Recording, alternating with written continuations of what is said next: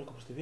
Σήμερα θέλω να κάνω αυτό το βίντεο για να σας μιλήσω για ένα νέο το οποίο έχει το κανάλι μου, καθώς από σήμερα το κανάλι μου θα ασχολείται και με το gaming, καθώς μίλησα με ένα κανάλι το οποίο ασχολείται με το gaming στο YouTube, το Games Lab GR, το οποίο το έχει ο φίλος μου Κώστας, και συμφωνήσαμε να ανεβάζει και στο δικό μου κανάλι βίντεο.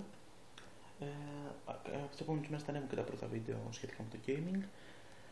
Στην περιγραφή κάτω θα βρίσκεται το link του YouTube του και του Facebook του, για να κάνετε like και subscribe, καθώς και το καινούργιο δικιά μου σελίδα στο Facebook, το Αναπρόκοπος TV δηλαδή, να κάνετε και σε αυτήν ένα like. Αυτά σχετικά με το νέο αυτό.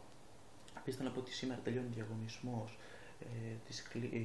με το MP3 player και αύριο θα γίνει κλήρωση και θα βγάλω ένα βίντεο το οποίο θα ανακοινώνω τον νικητή. Στον νικητή θα στείλω και μήνυμα στο YouTube του.